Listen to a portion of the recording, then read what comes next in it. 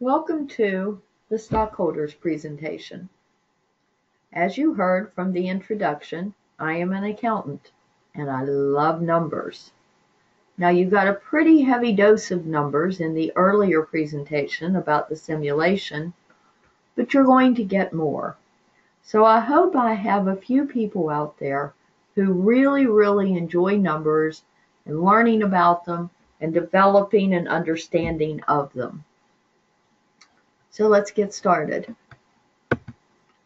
The stockholders presentation is going to consist of several parts. You're going to need to prepare and present comparative financial statements.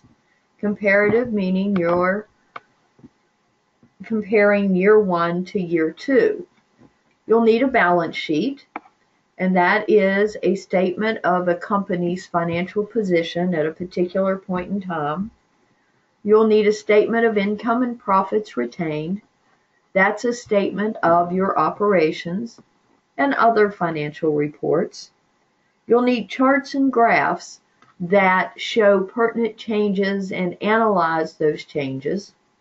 Those will need to explain trends and any other relationships and relevance to your financial statements.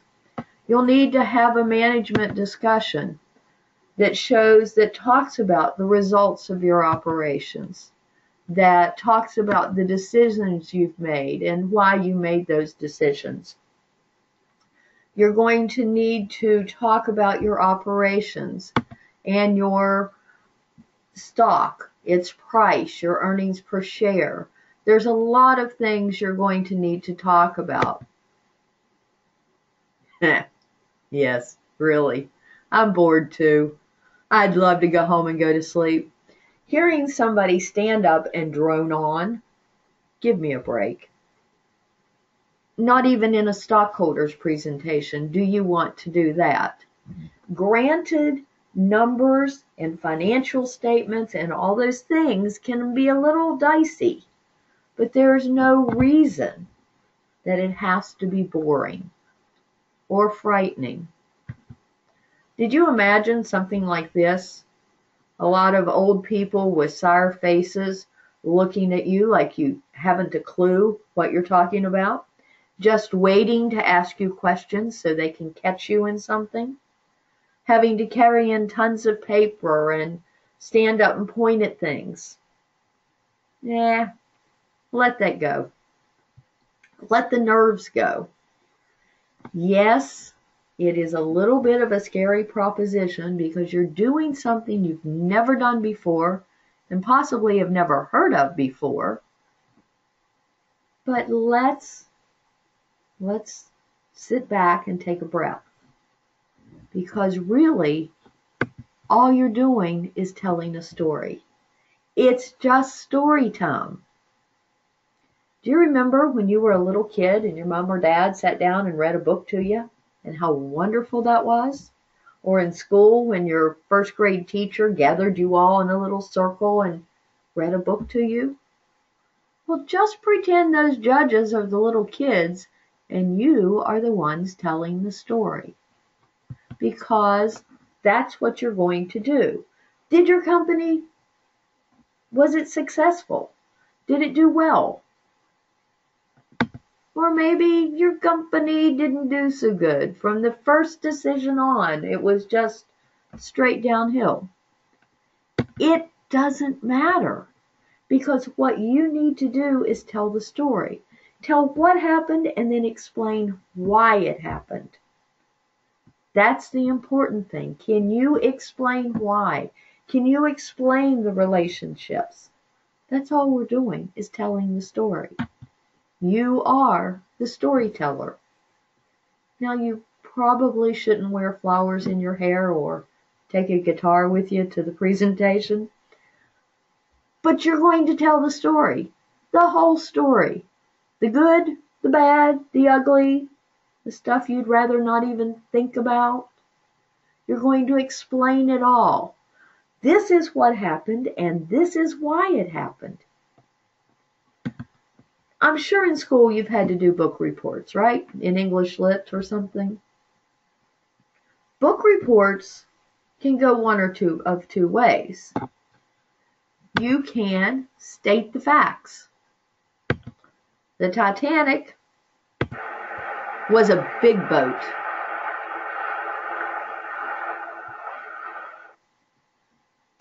It sank.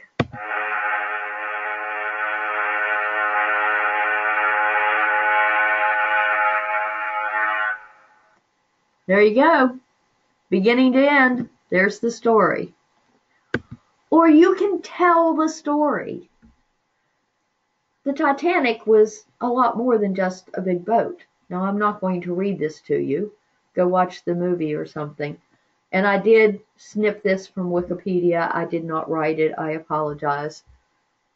But that's what we want to do. You don't want to just get up and state the facts, because the facts can be read from your financial statements. You want to tell the story of those facts.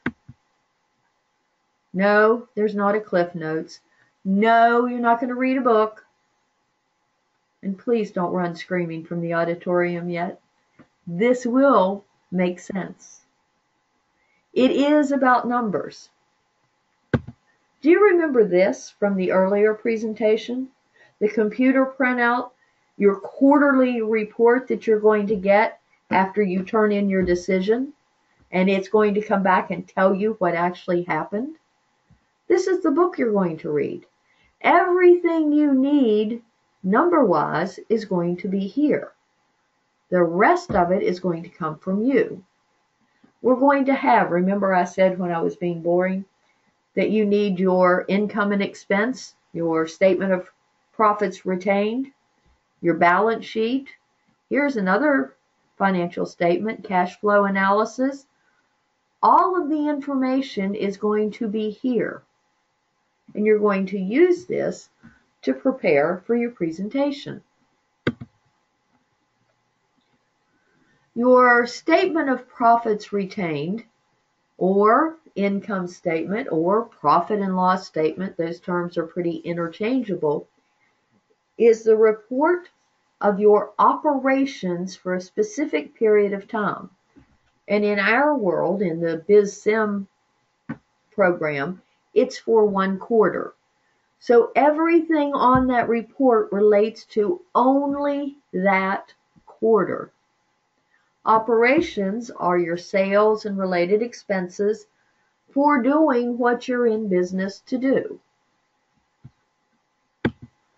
The balance sheet, on the other hand, is a statement of your financial position at a particular point. Each of these line items, now, each of these are called accounts or categories. Each of these categories on the balance sheet contains all the transactions in that category since the company started. So for your cash account, that includes the very first deposit and the very first check written and everything else that has transpired up until this date. So these are a particular moment in time. Your cash flow analysis, which is also on that quarterly report you'll get, shows you what happened within your cash account during that quarter only. It starts with your beginning cash, which would be the cash from your prior quarterly report, shows all the changes. We had sales, we had interest, we had expenses, we had a plant addition, and shows you the total inflow and outflow for the quarter and what your ending cash is on this report. But it's for a quarter. You need to get familiar with these financial statements. Your stockholders presentation will consist of formal financial statements. There is a specific way they are to be written. There are specific things that are to be on them, and I'll show you where you can find that.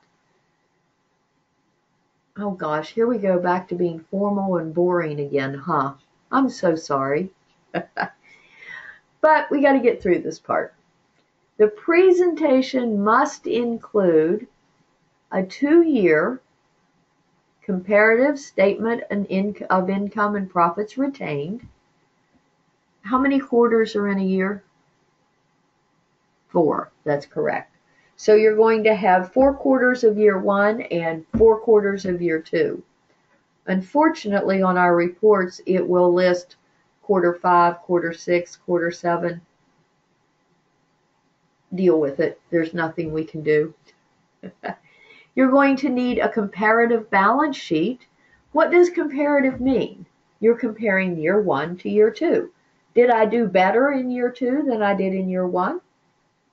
Did I do worse? This is visually how we show what we did. You may also include a statement of cash flows, but it must contain the first 2. Now, I told you that the report you get back for the statement of profits retained is for a quarter. And now I just told you that you need to have a combined statement for year 1 and year 2. How do you get that? Do you have to add it together? Oh my heavens, there's a lot of work involved. No, your company advisor has access to a spreadsheet. Each quarter, when you get your report back from your decision, someone will be tasked with entering that information into this spreadsheet. And the cool thing about this spreadsheet, it adds for you and totals things. I love spreadsheets. They're so good. So each quarter you're going to add those in. So you'll have quarters 1, 2, 3, and 4 of year 1 and quarters 1, 2, 3, and 4, or should I say 5, 6, 7, and 8 of year 2. But this is your spreadsheet. That spreadsheet will combine into a secondary spreadsheet that will give you this. It will add those 4 quarters together for you so that you don't have to add. It will show you the percentage of change so that you don't have to try to come up with the equation that's going to give you that percentage. Not only that, but do you remember I said you needed a formal financial statement? It needs to look just like this. Company name, statement of income and profits retained for the year ended December 31st, make it whatever you want, 2014, in thousands. Each line must look exactly like this. You're going to take this information, and we have big rolls of newsprint, and you're going to write this information in black marker on newsprint. It needs to be large enough that the judges can see it. So you're going to want letters that are a couple inches tall. But it needs to look just like this. Let me give you a hint. Don't let anybody that's dyslexic write this, because you need the numbers to be correct. Your balance sheet, on the other hand, remember I said it contains everything. So your balance sheet on your 4th quarter report is the balance sheet for that year. Your balance sheet on your quarterly report for the 8th period is your balance sheet for the 2nd year. That also will go on a spreadsheet, and then you have exactly how it's supposed to look with your percentage of change numbers calculated. And what's those percentage of change numbers about? Well, it helps you see where the differences are and gives you something to refer to as you're explaining those differences. My cash has increased by a significant amount. 112%, almost 113%. But the reason it increased was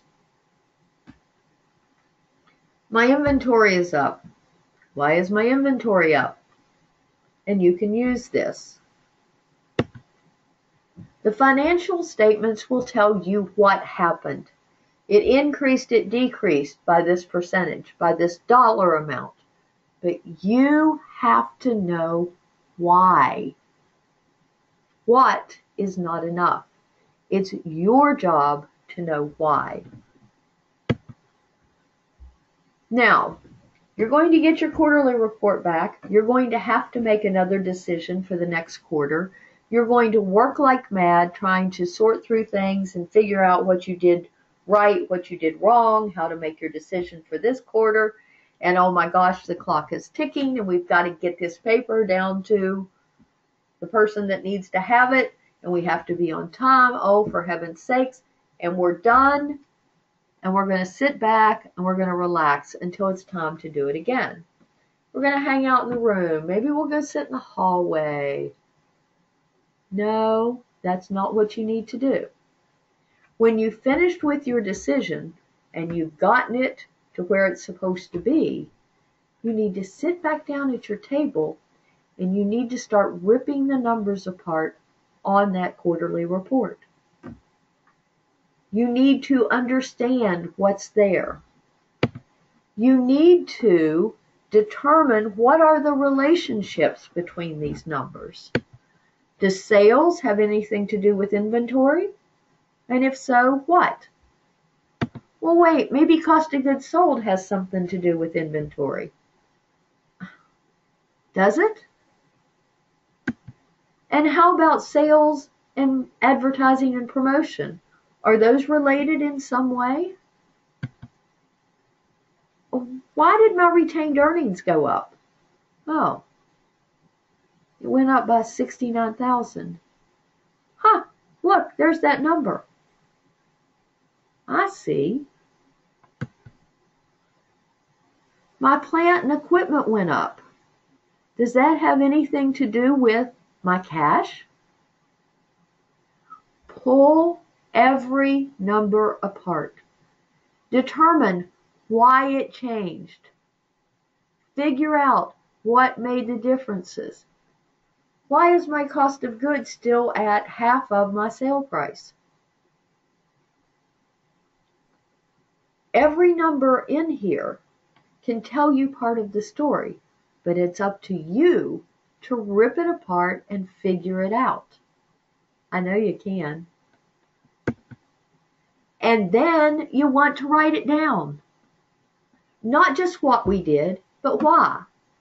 A lot of times companies will want to have their scribe sit down while the financial team is making their decision, and she'll write down or he'll write down, we decided to build this many units because we thought our sales could be this many, and we thought we'd add a salesman. Well, those are great whats, but why?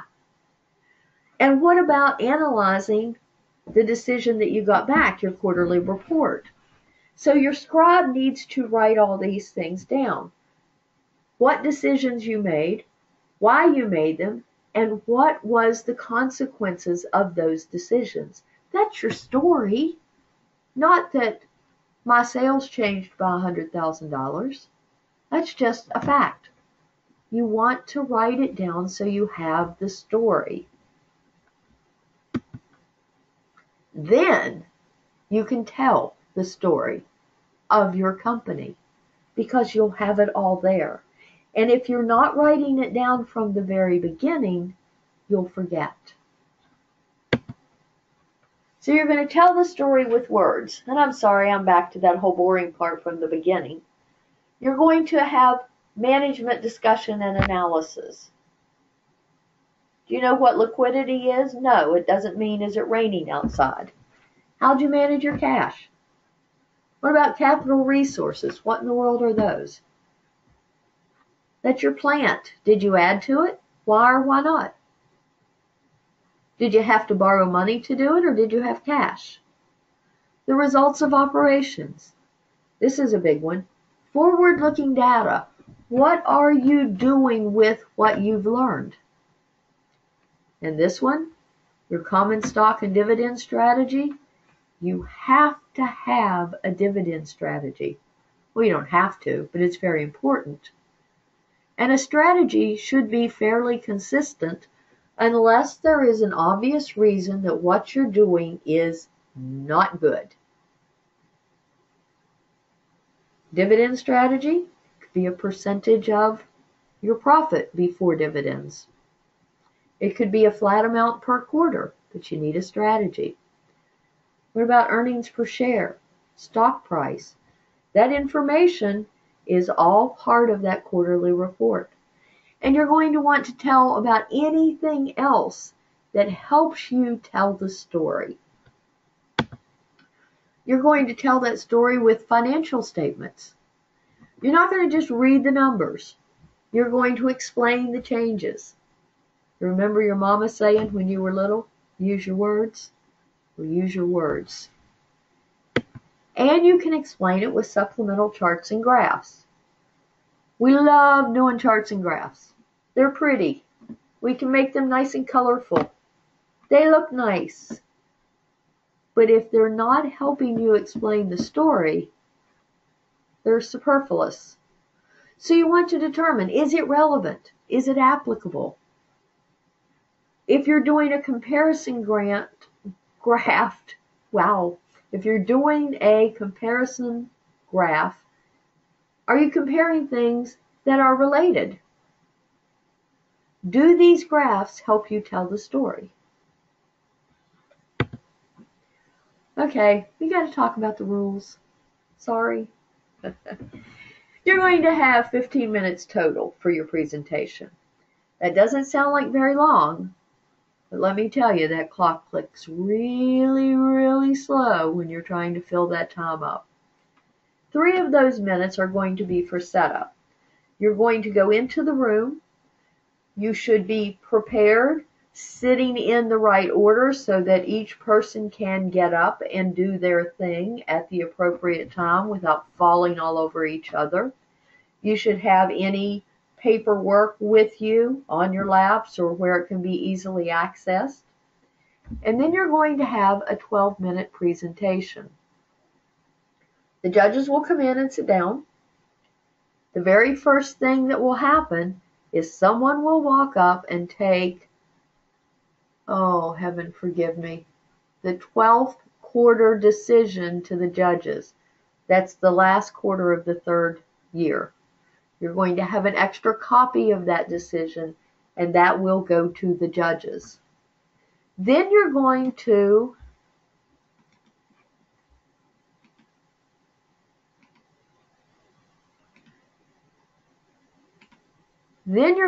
do your presentation.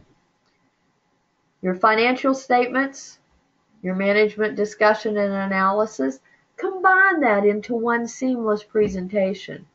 If you're talking about cash on your balance sheet, why not pull up your graph and explain that on your balance sheet with your graph? It makes sense. Make it seamless. Make it a good presentation. And then you're going to have 2 minutes for questions. You most certainly don't want more than 2 minutes. So you're going to want to really time your 10-minute presentation.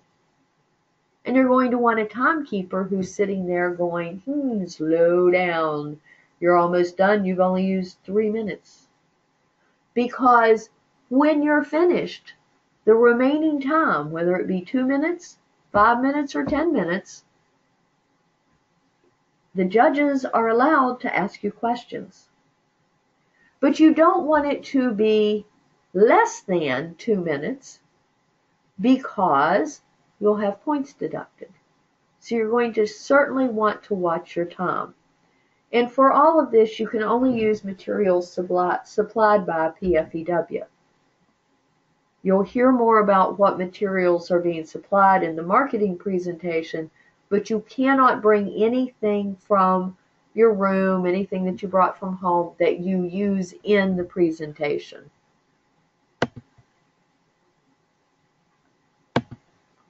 All right, things to do.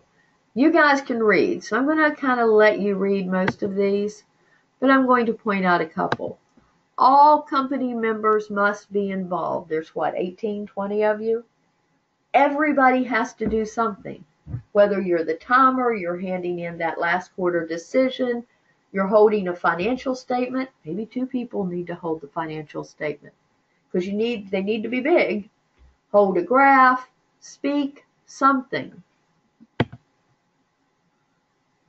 Use business vocabulary. In your handouts, there is a list of business terms. Have somebody read those, understand them, and use them correctly. Do you know somebody that's always liking to sound like they're very knowledgeable? So they use lots of big words, but they use them out of context. So all you do is laugh. Okay, you want to make sure you do not use those business terms out of context. Understand them, learn them, figure out how they work into your speeches. We know this already. We know about allowing time for questions. Rehearse. It's important. And when you're rehearsing, practice being professional. You can go into that room in your nice clothes and look professional. But if you stand there and you're slumped over and you're mumbling into your hands while you're speaking, you ruin the image. So practice being professional in both your words, your actions, and your demeanor. And start early. Start today. These two things are so important.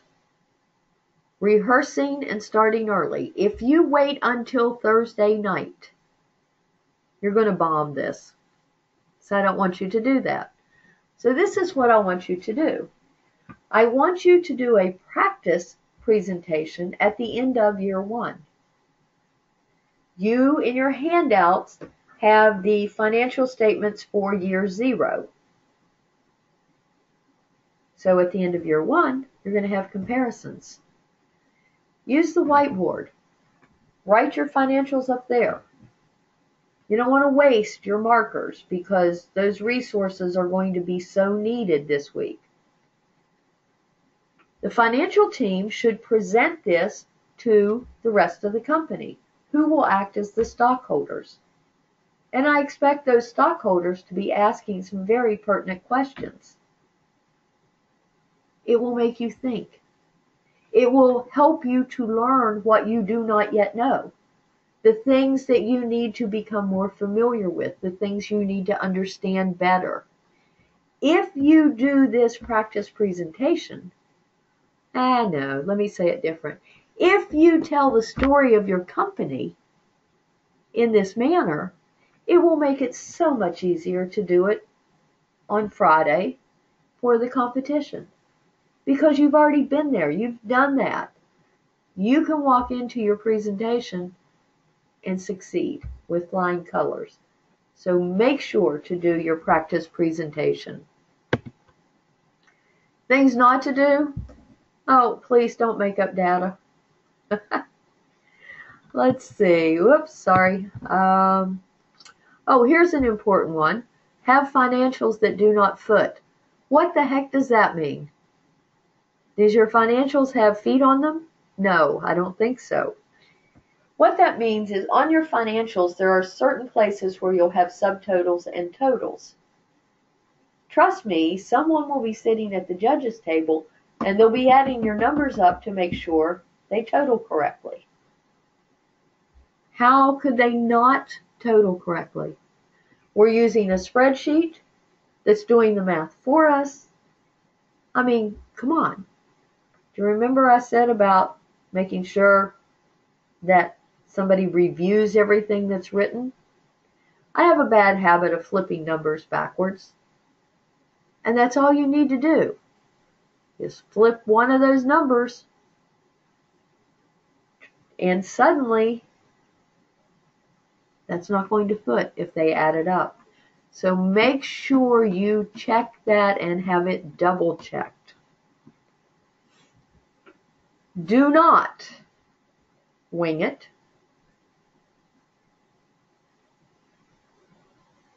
I do that sometimes. I teach accounting at my community college, and especially during tax season when I'm rather stressed and overwhelmed, and I look at the clock and I've got 15 minutes to get to the school and start my lecture. Yeah, I've been known to walk in and wing it on occasion. Don't you wing it. This part is really important. Do not rehearse past 10:45 p.m. on Thursday.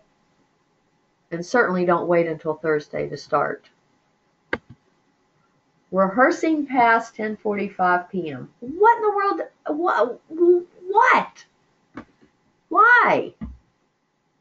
Well, let's think about this.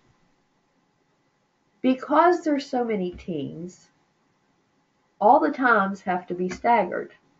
Maybe this team over here is going to get to go on at 8 a.m. on Friday morning, but this team doesn't have to go on until 1 p.m. Friday afternoon.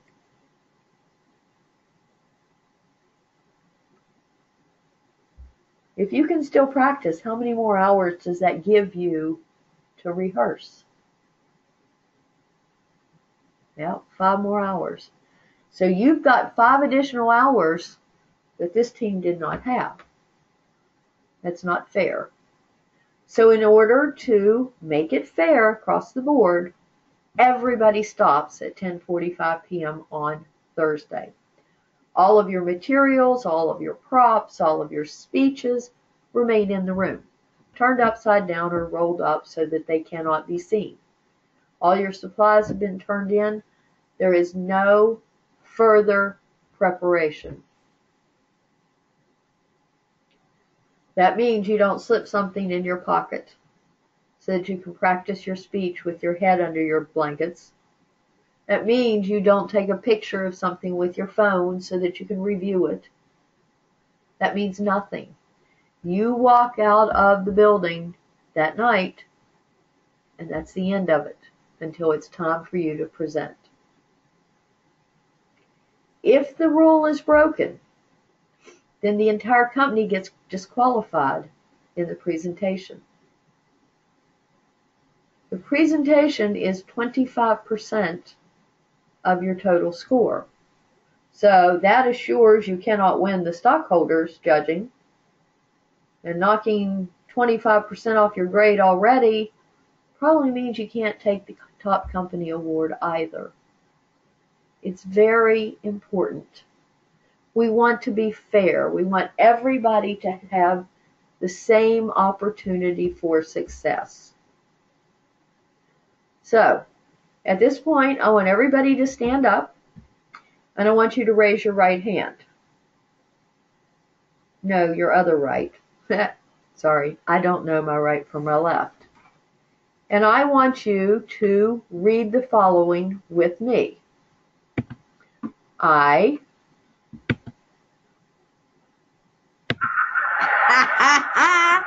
Really? How many of you said your name instead of stating your name?